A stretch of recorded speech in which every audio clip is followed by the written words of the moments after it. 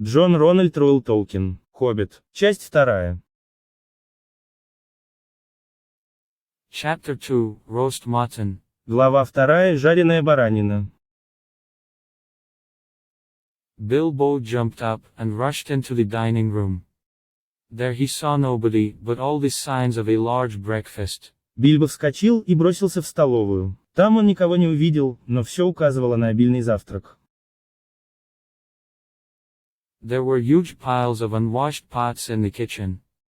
But he was really relieved after all to think that they had all gone without him, though he felt a little disappointed. The feeling surprised him. На кухне были огромные кучи немытых кастрюль, но в конце концов он испытал настоящее облегчение, подумав, что все они ушли без него, хотя и почувствовал некоторое разочарование. Это чувство удивило его. Bilbo washed up and had a nice little breakfast in the kitchen. By the time the sun was shining and Bilbo began to forget about the night before when Gandalf walked in. Бильбо умылся и позавтракал на кухне. К тому времени уже светило солнце, и Бильбо начал забывать о вчерашней ночи, когда вошел Гэндальф. My dear fellow, said he, when are you going to come? What about an early start? And here you are at 10:30. They left you the message because they could not wait. Мой дорогой друг, сказал он, когда ты собираешься прийти? Как насчет раннего старта? И вот ты здесь в 10:30. Они оставили тебе сообщение, потому что не могли ждать. What message? Said poor Mr. Baggins. It's on the mantelpiece, just under the clock, said Gandalf, handing Bilbo a note. Какое сообщение? Спросил бедный мистер Бэггинс. На каминной полке, прямо под часами, сказал Гэндальф, протягивая Бильбо записку. This is what he read, Thorin and company to burglar Bilbo greeting. Вот что он прочитал. Торин и компания приветствуют грабителя Бильбо. Thanks for your hospitality and for your offer of professional help. The terms are cash on delivery, all traveling expenses guaranteed, funeral expenses to be defrayed by us or our representatives. Спасибо за ваше гостеприимство и за предложение профессиональной помощи. Условия таковы: наложенный платеж, все командировочные расходы гарантированы, расходы на похороны оплачиваем мы или наши представители. We didn't want to disturb you, so we left early to make necessary preparations, and we'll wait for you at the Green Dragon Inn, Bywater, at 11 a.m. Мы не хотели вас беспокоить, поэтому выехали пораньше, чтобы сделать необходимые приготовления, и будем ждать вас в гостинице «Зеленый дракон», Bywater, в 11 утра. Yours sincerely, Thorin and Olorado. Искренне ваш Торин и компания. So, you will have to run, said Gandalf. But, said Bilbo. No time for it, said the wizard, go. Итак, тебе придется бежать, сказал Гэндальф. Но, начал Бильбо, на это нет времени, сказал волшебник, иди. So Bilbo gave his keys to Gandalf and ran as fast as he could. He got to Bywater on time. Итак, Бильбо отдал свои ключи Гэндальфу и побежал так быстро, как только мог. Он добрался до Bywater вовремя. Bravo! Said Balin, who was standing at the inn door. Just then all the others came on ponies, and each pony carried all kinds of bags and parcels. There was a very small pony, for Bilbo. «Браво!» — сказал Балин, стоявший в дверях гостиницы. Как раз в этот момент все остальные приехали на пони, и каждый пони нес всевозможные сумки и свертки. Там был очень маленький пони для Бильбо. Let's go, said Thorin. I'm awfully sorry, said Bilbo, but I have come without my hat. Пошли, сказал Торин. Мне ужасно жаль, сказал Бильбо, но я пришел без шляпы. Don't worry, said Dwalin, I have got a spare hood and cloak in my baggage. Не волнуйся, сказал Двалин, у меня в багаже есть запасной капюшон и плащ. That's how they all started their journey one fine morning just before May, and Bilbo was wearing a dark green hood and a dark green cloak. They were too large for him, and he looked rather comic. Вот так все они начали свое путешествие в одно прекрасное утро незадолго до мая, и Бильбо был одет в темно-зеленый капюшон и темно-зеленый плащ. Они были слишком велики для него, и он выглядел довольно комично. Soon Gandalf came on a white horse. He had brought Bilbo's pipe and tobacco. So after that they told stories or sang songs as they rode forward all day. Вскоре появился Гэндальф на белом коне. Он принес трубку Бильбо и табак. Так что после этого они рассказывали истории или пели песни, пока ехали вперед весь день. At first they had passed through Hobbit lands with good roads. Then they came to lands where people spoke strangely. Сначала они проезжали через земли хоббитов, по хорошим дорогам. Затем они пришли в земли, где люди говорили странно. Then they had gone on far into the lone lands, where there were no people left, and the roads got worse. They saw dark hills. Everything seemed gloomy. Затем они ушли далеко в пустынные земли, где не осталось людей, и дороги стали хуже. Они увидели темные холмы. Все казалось мрачным. It was cold and wet. In the lone lands they had to camp when they could. It was after tea time, it was raining heavily. Было холодно и сыро. В пустынных землях они должны были разбивать лагерь, когда могли. Это было время после полдника, шел сильный дождь. Soon it was nearly dark, and the moon appeared above the hills. And then they noticed that Gandalf was missing.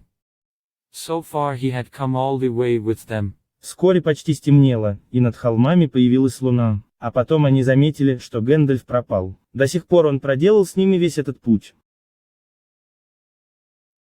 But now he simply was not there at all.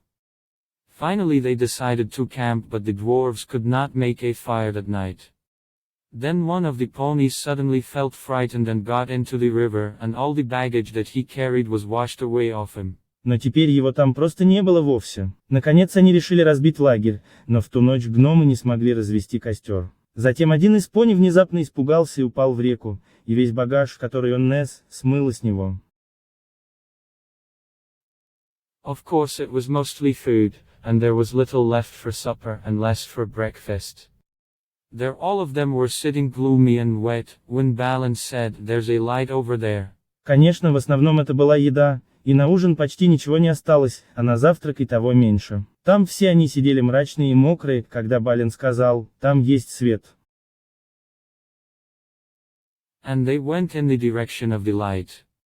So they came to the hill and were soon in the wood. И они пошли в направлении света. Итак, они поднялись на холм и вскоре оказались в лесу. Suddenly the red light shone very brightly through the trees not far ahead. Now it is the burglar's turn, they said. Внезапно красный огонек очень ярко засиял сквозь деревья невдалеке впереди. Теперь очередь грабителя, сказали они. Bilbo, you must go and find out all about that light and what it is for, said Thorin to the Hobbit. Now go, and come back quickly if all is well. Бильбо, ты должен пойти и узнать все об этом огне, и о том, для чего он нужен, сказал Торин Хоббиту. А теперь иди и возвращайся поскорее, если все в порядке. If not, come back if you can. If you can't, hoop twice like a barn owl and once like a screech owl, and we will do what we can. Если нет, возвращайся, если сможешь. Если ты не можешь, ухни дважды, как сипуха, и один раз, как сова-визгунья, и мы сделаем все, что в наших силах. So Bilbo had to go off, before he could explain that he could not hoot even once like any kind of owl. But hobbits can move absolutely quietly in woods. Поэтому Бильбо пришлось уйти, прежде чем он смог объяснить, что не может ухнуть ни разу, как любая сова. Но хоббиты могут совершенно бесшумно передвигаться по лесу. And he came up to the fire without disturbing anyone. There he saw 3 very large trolls sitting round a very large fire. И он подошел к огню, никого не потревожив. Там он увидел 3 очень больших троллей, сидящих вокруг очень большого костра. They were roasting mutton on long spits of wood. There was a barrel of good drink nearby and they were drinking out of jugs. Они жарили баранину на длинных деревянных вертелах. Неподалеку стояла бочка с хорошим напитком, и они пили из кувшинов. Mutton yesterday, mutton today, and mutton again tomorrow, Tom, said one of the trolls. Баранина вчера, баранина сегодня и снова баранина завтра, Том, сказал один из троллей. Yes, Bert. We haven't had a bit of man flesh for ages, said another troll. Why did William bring us here? He said. Да, Берт, у нас уже целую вечность не было ни кусочка человеческой плоти, сказал другой тролль. Зачем Уильям привел нас сюда? Он сказал. Shut your mouth, answered William the troll sitting next to them. Bilbo was standing in the shadows. He had heard that stealing things from the troll's pockets was really easy, so he crept behind a tree just behind William. Закрой рот, ответил тролль Уильям, сидевший рядом с ними. Бильбо стоял в тени. Он слышал, что воровать вещи из карманов троллей действительно легко, поэтому он спрятался за деревом сразу за Уильямом. Bert and Tom went off to the barrel. William was having another drink. Then Bilbo put his little hand in William's huge pocket. Берт и Том направились к бочке. Уильям снова пил. Затем Бильбо сунул свою маленькую ручку в огромный карман Уильяма. There was a purse in it. He lifted it carefully out. But suddenly the purse said, "Hey, who are you?" And William turned round at once and grabbed Bilbo by the neck. В нем был кошелек. Он осторожно вытащил его. Но вдруг кошелек сказал: «Эй, кто ты?» И Уильям сразу же повернулся и схватил Бильбо за шею. Bert, look what I've caught, said William. What is it? Said the others coming up. Берт, посмотри, что я поймал, сказал Уильям. В чем дело? Спросили подошедшие остальные. I don't know. Who are you? Бильбо Бэггинс, a Hobbit, said poor Bilbo. Я не знаю, кто ты? Бильбо Бэггинс, бур в Хоббит, сказал бедный Бильбо. A Hobbit, said they. What was a Hobbit doing in my pocket? Said William. Хоббит, спросили они. Что делал Хоббит в моем кармане? Сказал Уильям. And can you cook them? Said Tom. You can try, said Bert. А ты умеешь их готовить? Спросил Том. Ты можешь попробовать, сказал Берт. But he is so small, said William. Perhaps there are more like him nearby and we can make a pie, said Bert. Were there any more of your sort in these woods? Said he, looking at Bilbo. Но он такой маленький, сказал Уильям. Возможно, поблизости есть еще такие, как он, и мы сможем испечь пирог, сказал Берт. Есть ли еще такие, как ты, в этих лесах? Сказал он, глядя на Бильбо. Yes, lots, said Bilbo, before he remembered not to give his friends away. No, none at all, not one, he said at once. Да много, сказал Бильбо, прежде чем вспомнил, что нельзя выдавать своих друзей. Нет, ни одного, сразу сказал он. What do you mean? Said Bert. Please don't cook me, kind sirs. Что ты имеешь в виду? Спросил Берт. Пожалуйста, не готовьте меня, добрые господа. I am a good cook myself.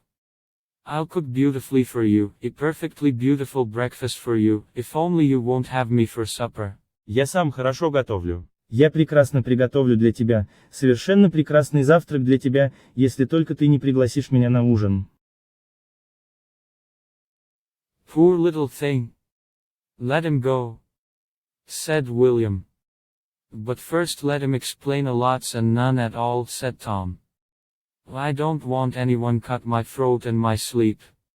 Hold his toes in the fire till he talks. Бедняжка, отпусти его, сказал Уильям. Но сначала пусть он объяснит много и совсем ничего, сказал Том. Я не хочу, чтобы кто-нибудь перерезал мне горло во сне. Подержи его пальцы ног в огне, пока он не заговорит.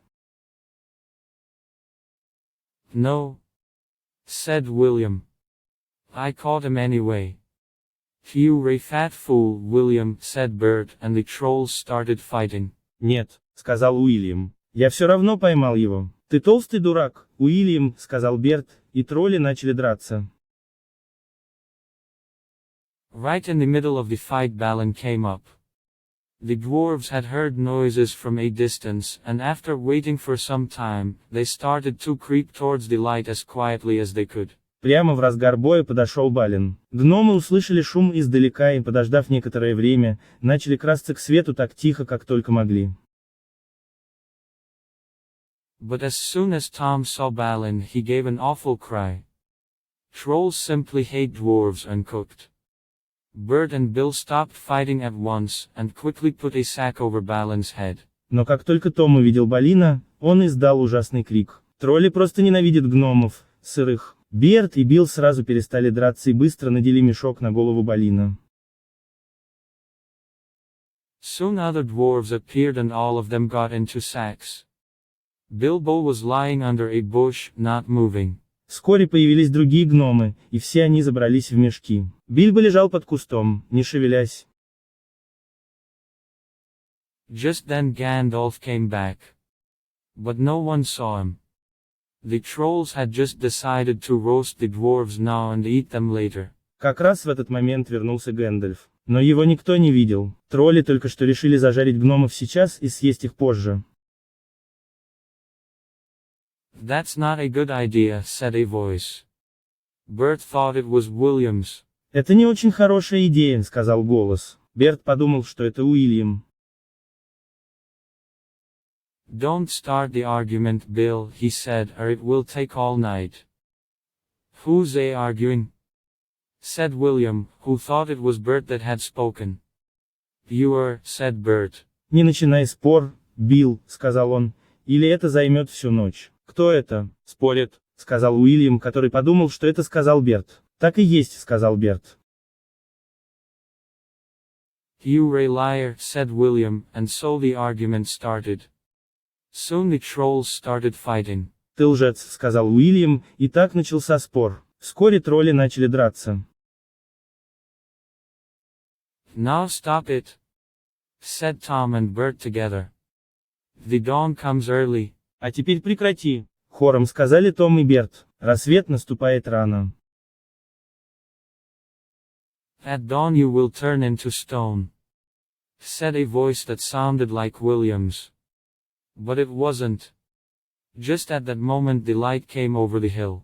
На рассвете ты превратишься в камень, сказал голос, похожий на голос Уильяма. Но это было не так. Как раз в этот момент из-за холма показался свет. William never spoke because he stood turned to stone, and Bert and Tom also turned into stones as they looked at him. And there they stand to this day, for trolls, as you probably know, must be underground before dawn, or they turn into stone and never move again.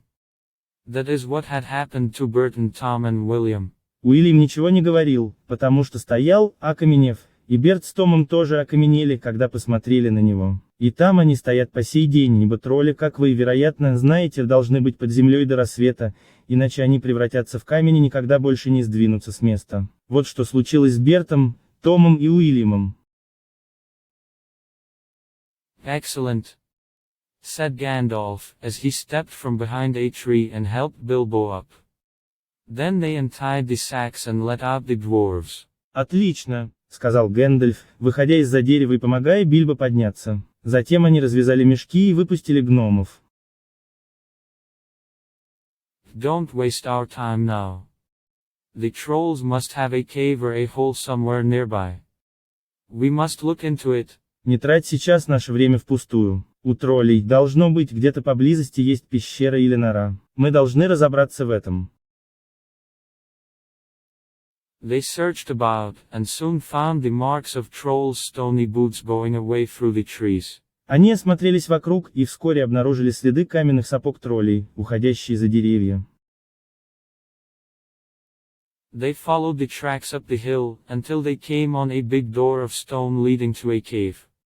But they could not open it, not though they all pushed while Gandalf tried various spells. Они пошли по следам вверх по склону, пока не наткнулись на большую каменную дверь, ведущую в пещеру. Но они не могли открыть ее, хотя все толкали, пока Гэндальф пробовал различные заклинания. When they were getting tired and angry, Bilbo asked, "Will this key help? I found it on the ground where the trolls had their fight." Когда они устали и разозлились, Бильбо спросил, поможет ли этот ключ. Я нашел его на земле, где тролли подрались. He showed a large key. Perhaps it had fallen out of William's pocket, very luckily, before he turned into stone. Он показал большой ключ. Возможно, он выпал из кармана Уильяма, к счастью, до того, как он превратился в камень. Gandalf grabbed the key and put it into the keyhole. Then the stone door opened and they all went inside. Гэндальф схватил ключ и вставил его в замочную скважину. Затем каменная дверь открылась, и все они вошли внутрь. There were bones on the floor and a horrible smell was in the air, but there was a lot of food on shelves and on the ground, and in the corner there were many pots full of gold coins. On the walls there were several swords of various shapes and sizes. На полу валялись кости, и в воздухе стоял ужасный запах, но на полках и на земле было много еды, а в углу стояло множество горшков, полных золотых монет. На стенах висело несколько мечей различных форм и размеров. Two of them were really beautiful. Gandalf and Thorin each took one of these, and Bilbo took a knife in a leather sheath. Двое из них были действительно прекрасны. Гэндальф и Торин взяли по одному из них, а Бильбо взял нож в кожаных ножнах. "Let's get out of this horrible smell," said Fili. So they carried out the pots of coins and the food, also one barrel of ale which was still full. «Давайте уйдем от этого ужасного запаха», — сказал Фили. Поэтому они вынесли горшки с монетами и еду, а также один бочонок эля, который все еще был полон. Now they had bread and cheese, and plenty of ale, and bacon to toast. After that they slept and they did nothing more till the afternoon. Теперь у них были хлеб и сыр, много эля и бекон для тостов. После этого они уснули и больше ничего не делали до полудня.